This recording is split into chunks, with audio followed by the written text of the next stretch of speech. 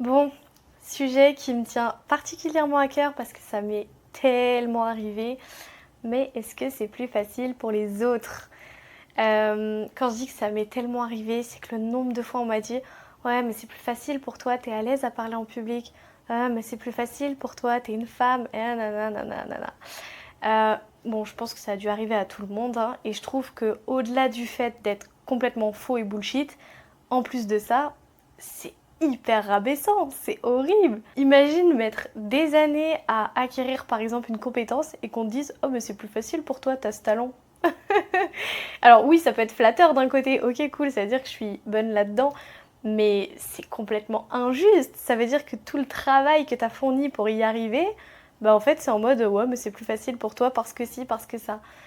Non, c'est vraiment complètement faux et très très injuste. Pourtant, dans le fond, je suis persuadée que on le sait que c'est une excuse. C'est-à-dire que toute personne qui dit ça, qu'elle le pense d'ailleurs consciemment ou pas, parce qu'il y a énormément de choses, c'est inconscient, dans le fond, elle le sait que c'est une excuse. Qu'en réalité, c'est pas plus facile et qu'elle dit ça justement parce que elle n'a pas, elle, l'envie de faire ce qu'il faut pour y arriver. Alors, des fois c'est inconscient, des fois on le sait mais on ne veut pas le reconnaître, c'est-à-dire on va le penser sans forcément le dire, mais dans tous les cas, le simple fait de le penser, c'est très néfaste et ça révèle beaucoup de choses sur soi-même. De penser que ça peut être plus facile pour telle ou telle personne, pour X ou Y raison, c'est littéralement des excuses qu'en réalité on se trouve à soi-même. Encore une fois, ce que je dis, à mes yeux, c'est logique et je pense que ça l'est pour beaucoup, mais des fois, c'est bien de décortiquer la chose pour mieux le comprendre. Donc, pour ma part, par exemple, on m'a effectivement dit oui, c'est plus facile pour toi, t'es à l'aise à l'oral pour parler en public, etc. Et en fait, j'ai trouvé ça un petit peu injuste parce que personnellement, j'ai fait énormément de choses pour y arriver là que les gens ne voient pas en fait quand ils voient juste la partie ah bah t'es à l'aise à l'oral. Typiquement, je me rappelle que quand j'avais à peu près 9 ans et que je me lançais en fait des challenges. Alors, je dis 9 ans, c'est approximatif, même avant ça, je m'en lançais des challenges, mais je veux dire par rapport à ce fait-là de parler en public, c'est-à-dire que, vous savez, quand on est jeune, des fois on a envie de se faire par exemple des amis, des copains ou autres, mais on n'est pas toujours à l'aise à aller vers des inconnus demander. Tout dépend de l'âge évidemment, parce qu'il y a un âge où on n'a même pas conscience et qu'on s'en fout complètement, mais quand on commence à prendre conscience, plus on grandit en général, plus ça va être compliqué d'aller vers les gens comme ça, des inconnus. Et du coup, moi, je me rappelle, je me lançais des challenges.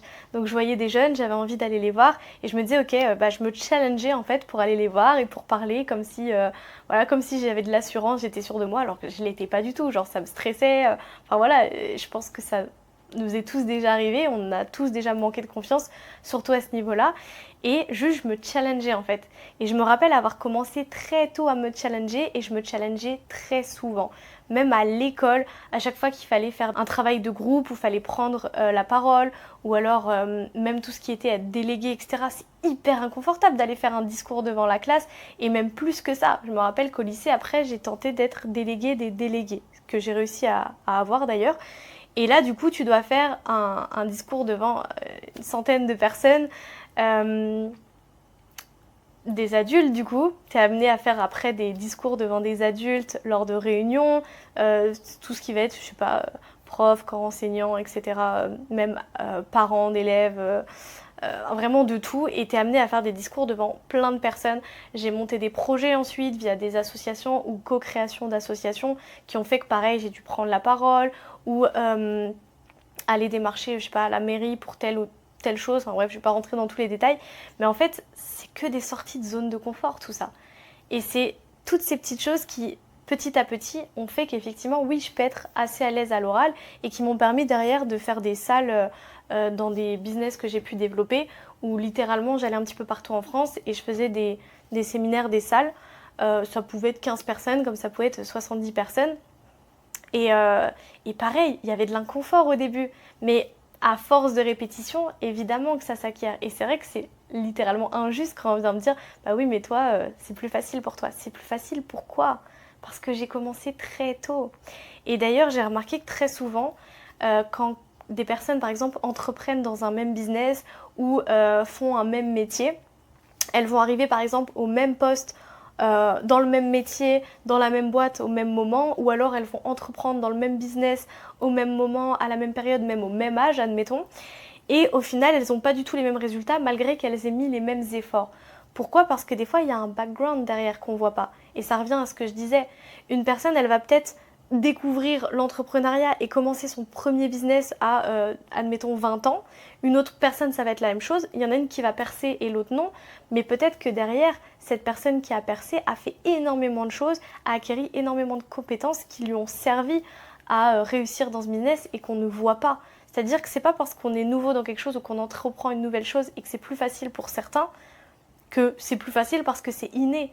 Non, il y a tout un background derrière, il y a toute la vie en fait, toutes les expériences de la vie qui font qu'on en est là. Et plutôt que de se dire ah bah c'est plus facile pour un tel, se poser la question comment je peux rendre ça plus facile pour moi-même. Parce que c'est ça qui est important au final. Et c'est vrai qu'il y a souvent cette comparaison qui se fait qui est évidemment très malsaine, mais au-delà de ça, la seule comparaison qu'on doit faire, c'est avec soi-même. Et quand je dis avec soi-même, c'est avec l'idéal qu'on veut atteindre. Attention, pas de manière justement malsaine en étant frustré, en se disant ah mince, je suis pas comme ça, je suis pas comme ça, je suis pas comme ça, je suis pas comme mon idéal, mais en se disant ok, cet idéal il fait partie de moi. C'est-à-dire, il y a une partie de moi, parce qu'en réalité, c'est complètement faux de se dire par exemple je suis timide. Non, t'es pas né timide. C'est quelque chose que, entre guillemets, avec des expériences, avec du conditionnement ou autre, t'as acquis. Et du coup, bah, ça peut se changer. Si t'as pu devenir timide, tu peux devenir autre chose. C'est pas quelque chose d'inné en toi. Ça n'existe pas, ça. Donc, euh, il faut arriver à se dire que il y a plusieurs, moi par exemple, je m'appelle Camille, donc il y a plusieurs Camilles différentes. Il y en a une qui est timide, qui manque de confiance en elle, comme il y en a une qui a confiance, qui a de l'assurance, etc. Mais toutes ces parts-là, elles existent en soi, comme il existe une part d'ombre, une part de lumière et tout. Donc il faut savoir se dire que cet idéal qu'on veut atteindre en nous, il existe déjà, il est déjà là. Et on va aller le chercher. Il ne faut pas se comparer en mode oh je suis moins bien que ce que je veux devenir. Non. Il faut pas, parce que de toute façon, ça reviendrait à se comparer aux autres et du coup à se rabaisser, ce qui est encore une fois ultra malsain. Non, le but c'est de se comparer à ce qu'on veut, mais en sachant qu'il est déjà là et on va juste, hop, le découvrir entre guillemets, le faire briller, le libérer, peu importe comment on dit, mais on va le chercher quoi. Donc c'est complètement bullshit de dire que ce serait plus facile pour une autre personne pour X ou Y raison. Et même au-delà de ça, en fait, il y a toujours des avantages et des inconvénients. C'est-à-dire, même si on dit, ouais, mais c'est plus facile pour un tel d'entreprendre parce qu'il a de l'argent. Ouais, mais c'est plus facile pour telle personne parce que c'est un homme, ou parce que justement c'est une femme, ou parce que ci, parce que ça. Peu importe ce qu'on va trouver comme caractéristique, il faut savoir que cette caractéristique-là, elle aura toujours certes des avantages, mais des inconvénients. Du coup, c'est complètement débile, et même encore une fois injuste, de dire que ce serait plus facile pour cette raison-là. Je donne un exemple.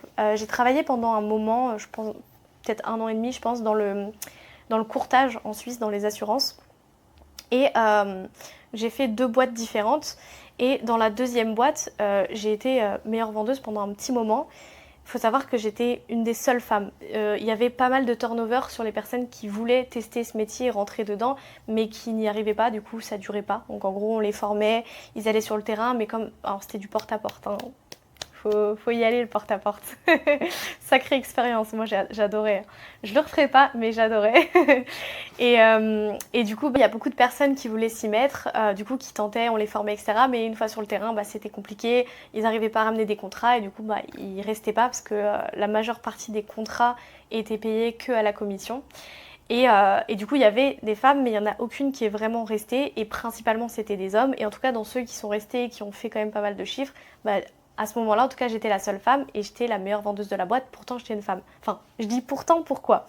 Parce que quand je suis arrivée dans ce métier, c'est ça qui m'a fait rire, j'ai croisé je sais même plus ce qu'il faisait, j'ai oublié tellement...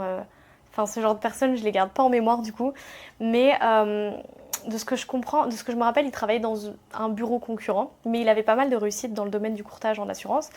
Et moi, j'avais un binôme en fait dans les assurances. Et c'est lui qui m'a introduit d'ailleurs dans ce métier. Et en fait, il était du coup en contact avec cette personne. On l'avait rencontré. Comment il s'appelait? Je sais plus. Bref. Mais en tout cas, c'était, on va dire, un concurrent qui était très fort dans ce métier. Et littéralement, quand il m'a vu et qu'il a su que je voulais faire du courtage, donc aller sur le terrain, il m'a dit pourquoi? Genre, les femmes, c'est pour être au téléphone, quoi. C'est pour être à l'accueil, c'est pour faire en gros les secrétaires, c'est pas pour aller sur le terrain. Donc en mode, c'est pas fait pour les femmes ce métier. Il me l'a littéralement dit. Et effectivement, encore une fois, il y avait très peu de femmes dans ce métier. Je le redis, moi j'étais la seule de ma boîte, entre guillemets, à faire de l'argent. Et pourtant, j'étais une de celles, voire celle par moment, qui était la meilleure vendeuse. Donc du coup, pourquoi donc? parce que déjà je ne faisais aucune différence. Mais j'ai quand même eu des retours malgré tout l'acharnement parce que pour moi, en fait, dans ma tête, je voulais absolument réussir. C'est-à-dire que je donnais tout. Et quand je dis que je donnais tout, c'est pas facile de se manger des noms. C'est-à-dire que tu toques, et j'irais même plus loin. C'est que là, le but, c'était de toquer chez des gens qu'on ne connaît pas, d'arriver à rentrer chez eux déjà. Donc, il faut avoir instaurer assez de confiance pour rentrer chez la personne et lui faire signer un contrat d'assurance si c'est nécessaire. J'insiste, on ne va pas donner une assurance à quelqu'un qui n'en a pas besoin. Mais si on se rend compte, et c'est très souvent le cas, surtout en Suisse, parce que leur système d'assurance est très différent qu'en France avec la sécurité sociale, mais la plupart des gens n'ont même pas conscience, d'ailleurs en France aussi, il y en a beaucoup, qui n'ont même pas conscience de ce qu'ils payent en fait. Enfin, ils ont une assurance, mais ils n'ont même pas conscience de ce qu'ils ont. Et très souvent, des fois, ils sont surassurés, ou alors voilà, ils payent très cher pour pas grand chose, ou des fois ils n'ont pas ce qu'ils ont besoin réellement par rapport à leurs besoins physiques ou leur tranche d'âge ou autre, bref. Là je rentre, on dirait que je vais revendre des assurances. Mais bref, dans tous les cas, le but c'est d'arriver à faire signer un contrat en one shot quand c'est nécessaire à quelqu'un que tu viens de rencontrer. C'est très compliqué. C'est-à-dire qu'il faut quand même instaurer relativement assez de confiance, montrer qu'on est là pour bien faire son travail, pour arriver à ce niveau de réussite. Et au-delà de ça, le simple fait de rentrer, c'est compliqué. Le simple fait d'avoir quelqu'un qui répond, c'est compliqué. Et on se mange un nombre incalculable de noms. Et moi, je me rappelle que j'ai toujours eu cette... je l'ai appris dans le marketing relationnel. J'ai toujours eu chaque nom nous rapproche d'un oui. Et ça, je le gardais en tête. Chaque porte où, entre guillemets, on me claquait la porte au nez, je me disais cool, ça veut dire que là, je vais me rapprocher d'une porte où ça me dit oui. Et du coup, plus je me prenais des noms, plus j'étais excitée, ce qui n'est pas le cas de tout le monde. La plupart des personnes, ça les décourage. Et pour moi, c'est ça qui a fait la différence. Et pour moi, c'est ça qui fait la différence dans tous les business. C'est la détermination et le passage à l'action massif. C'est vraiment ce qui va faire la différence. Et pour autant, moi, on me disait, une fois que j'ai réussi, c'est toujours une fois qu'on a réussi que c'est trop facile. Parce qu'encore une fois, avant de commencer, on me disait, une fille, elle a rien à faire dans ce métier-là, elle ferait mieux d'être au téléphone, etc., etc. Donc encore une fois, des préjugés. Et une fois que tu as réussi, ouais, mais c'est plus facile pour toi, une fille, parce que du coup, on te fait plus confiance pour te laisser rentrer, etc. Certes, ça peut effectivement être un avantage, admettons. Mais il y a des inconvénients aussi. Il y a des hommes qui ne voulaient même pas, même quand le rendez-vous était programmé, parce que il y avait du porte-à-porte, mais des fois, il y avait des personnes qui appelaient du coup la compagnie de courtage pour avoir un rendez-vous. Et quand on m'envoyait sur le terrain, des fois, il y en a qui voulaient même pas parce que j'étais une femme. Il n'y avait même pas de religion derrière, c'était juste en mode, moi, je veux parler avec un homme. Et oui, parce que c'est bien beau de dire, ok, t'es une femme, tu rentres plus facilement chez les gens. Ok, admettons. Peut-être que la première étape, passer la porte, c'est peut-être plus simple. Mais derrière, il y a l'inconvénient qu'on est aussi moins prise au sérieux. Dans ce cas-là, il faut prendre tout dans son entièreté. C'est trop facile de dire c'est plus facile pour telle chose. Il y a toujours des inconvénients. Et c'est pareil pour tout le monde. C'est pareil pour tout le monde. On dit c'est plus facile pour les riches. Mais, ah là là, il y a énormément d'inconvénients à faire beaucoup d'argent. Et d'ailleurs, très souvent, les personnes qui en ont conscience disent « moi, je ne veux pas de ça ». Des fois, j'entends en tout cas des collègues qui, pour le coup, ont beaucoup d'argent me dire « moi, je voudrais pas être milliardaire, parce que j'ai pas envie d'avoir les problèmes qui vont avec ». Parce que plus t'as d'argent, plus t'as les problèmes associés aussi qui ne sont pas forcément plus simples à gérer, et ça, les gens ne le conçoivent pas. C'est comme le fait d'être PDG d'une grosse boîte. Certes, c'est une grosse boîte, il y a un succès, etc. Mais c'est aussi énormément de litiges et de problèmes en plus à gérer. Plus t'as de la réussite, plus t'as les inconvénients aussi qui vont derrière, et que les gens ne veulent pas voir très souvent, ou alors ne sont pas prêts à le voir, et c'est aussi pour ça, très souvent, qu'il n'y a pas de réussite. Parce que c'est bien beau de vouloir, par exemple, être riche ou de vouloir avoir de l'argent, mais est-ce que tu as conscience de toute la partie aussi négative qui va avec ? Par exemple, le fait que tes proches, ça va faire un gros tri dans tes proches, ou pas, ou qu'il y a des gens qui vont être avec toi que pour l'argent, c'est horrible à dire, mais c'est le cas. Il y en a qui vont être avec toi que pour l'argent. Le comportement de tes proches peuvent changer vis-à-vis de toi. Il y a beaucoup de négativité. Des fois, ça crée beaucoup de solitude. Quand on parle avec des personnes qui ont énormément de réussite financière, il n'y a pas que des avantages. Mais on dirait que les personnes ne voient que le côté positif. Et encore une fois, c'est très souvent pour ça qu'ils ne l'attirent pas également et qu'ils ne peuvent pas l'avoir. Et quand je vois que certaines personnes n'ont pas conscience de ça, du fameux revers de la médaille, et ne voient que les avantages, ça prouve bien que ces personnes-là ne sont pas prêtes à recevoir plus. Comment tu veux recevoir plus d'argent si tu n'es même pas prêt à avoir l'entièreté de ce que ça implique? Il faut avoir conscience de ça. Mais encore une fois, c'est aussi pour ça que on fait ce genre de vidéo. Hein. C'est pour rendre l'inconscient conscient, prendre conscience des choses. Enfin bref, tout ça pour dire que c'est jamais plus facile pour les autres. Et moi personnellement, j'ai jamais fait de différence. Du coup, en tout cas, je me suis jamais dit, je suis une femme, c'est différent. Et pourtant, il y avait réellement des différences hein, sur le terrain. Encore une fois, un truc tout bête. Quand j'avais mes règles, des fois je me forçais à aller sur le terrain à taper et j'y arrivais pas, j'étais pliée de douleur, c'était tellement dur. J'avais des lacunes et je me disais mince, j'ai une semaine en moins où je peux taper comparé aux hommes. Mais c'est pas grave parce que j'ai aussi des avantages, comme les hommes ont des inconvénients mais ils ont aussi des avantages. Voilà, il y a pas à se comparer là-dessus. C'est pas plus facile pour un autre, jamais. Ça, c'est des excuses. C'est des excuses qu'on se trouve à soi-même pour justement éviter d'avoir à devenir meilleur parce qu'encore une fois, il s'agit de sortir de sa zone de confort et de développer ses capacités. Alors, comment on les développe maintenant? Parce que du coup, c'est ça la question. Et ça, c'est obligatoire pour tout le monde. C'est de passer par l'étape apprentissage. Et en fait, il y a 4 étapes dans l'apprentissage. D'abord, on a ce qu'on appelle l'incompétence inconsciente. C'est-à-dire qu'on n'est même pas conscient qu'on est incompétent. Typiquement, comme quand tu es un bébé et que tu sais même pas que tu sais pas faire tes lacets, en fait, par exemple. Ensuite, tu deviens consciemment incompétent. C'est-à-dire que cette fois-ci, tu as conscience, mais que tu es incompétent. Donc tu sais que tu sais pas faire tes lacets. Ensuite, tu deviens compétent consciemment. Donc tu apprends à le faire, mais tu as besoin de le conscientiser. C'est-à-dire que tu as besoin d'être conscient pour le faire. Et ensuite, à force de répétition, encore, on arrive à la phase finale, c'est-à-dire on devient inconsciemment compétent. On sait faire ses lacets sans même réfléchir. On n'est pas là à se dire, alors attends, il faut que je fasse une boucle, ensuite il faut que je tourne autour. La suite, je la connais pas parce que moi, personnellement, c'est pas comme ça que je fais mes lacets. Moi, je fais 2 boucles et je fais un nœud. En fait, on m'a jamais appris à les faire et du coup, je me suis dit, ok, comment on fait un nœud? On croise et on fait passer à l'intérieur, du coup je vais faire 2 boucles, je croise et en fait ça fonctionne, du coup j'ai appris à faire mes lacets comme ça. Mais tout ça pour dire qu'au début on réfléchit et après on devient compétent inconsciemment du coup. Comme le fait d'ouvrir une porte ou de conduire ou autre, on n'est pas là à réfléchir, alors quand on est petit on réfléchit comment je tire la poignée, etc. Quand on apprend à conduire on est là, alors les pédales, l'embrayage, ok, et après c'est complètement inconscient. Et en fait c'est obligatoire. Tout le monde passe par là. Il faut arrêter de croire que pour certaines personnes, c'est inné. Tout le monde va passer par ces 4 étapes. Et ce qui est fou aussi, c'est que, mais ça, j'en reparlerai, je pense, sur d'autres sujets, c'est que très souvent, on aime ce en quoi on est bon. C'est-à-dire que si aujourd'hui tu maîtrises par exemple le piano, tu vas quand même aimer en faire parce que tu le maîtrises. Mais c'est logique que quand tu ne maîtrises pas, et à l'inverse du coup, il y a énormément de choses, on dit ah ça j'aime pas, mais en réalité c'est pas aussi parce qu'on le maîtrise pas. Évidemment qu'il y a des choses qu'on va affectionner d'autres, enfin plus que d'autres, c'est logique. Mais globalement, quelque chose qu'on maîtrise, on va aimer le faire parce qu'on le maîtrise. Donc c'est trop facile de dire ça j'aime pas, alors que des fois c'est juste parce que tu le maîtrises pas. Dans ce cas-là, apprends à le maîtriser et après on en reparle. Évidemment si c'est utile dans ta vie, hein. Ça sert à rien de maîtriser des choses que pour le coup t'as vraiment pas envie et que ça t'attire pas du tout.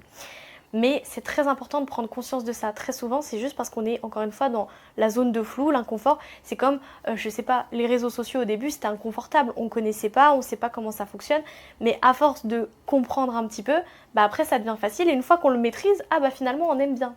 Et c'est le cas pour la plupart des choses. Une fois qu'on le maîtrise, on aime bien. Pas pour tout, mais pour la plupart. Donc, encore une fois, autant apprendre à le maîtriser, si ça peut être utile. Et dans ce cas-là, il faut passer par ces 4 étapes. Où au début, c'est inconfortable, il faut réfléchir, etc. Et à force de répétition, ça le fait. Et d'ailleurs, on dit même, alors est-ce que c'est prouvé, vérifié ou pas, on dit que pour être expert dans un domaine, il faut le faire sur l'équivalent de 10 ans, ce domaine. Pour ma part, je préfère me dire le faire 10 000 fois. Alors, 10 000 fois, c'est énorme, hein. Mais imaginez... Parce que 10 ans, c'est beaucoup. Là, on prend une partie de notre vie. Et en même temps, pour être expert dans quelque chose, effectivement, ça demande... Il y a des gens, des fois, ils travaillent toute leur vie sur quelque chose et ils sont même pas vraiment experts, finalement. Donc, évidemment que ça fait du sens de se dire que 10 ans sur quelque chose, ça va nous permettre d'être experts. Mais 10 ans, voilà, on a l'impression qu'on va prendre de notre vie, c'est pas très facile à entendre, je trouve. Et du coup, pour ma part, je préfère me dire 10 000 fois. Ça veut pas dire non plus que je vais les faire les 10 000 fois. Mais je donne un exemple. Si par exemple, on n'est pas à l'aise à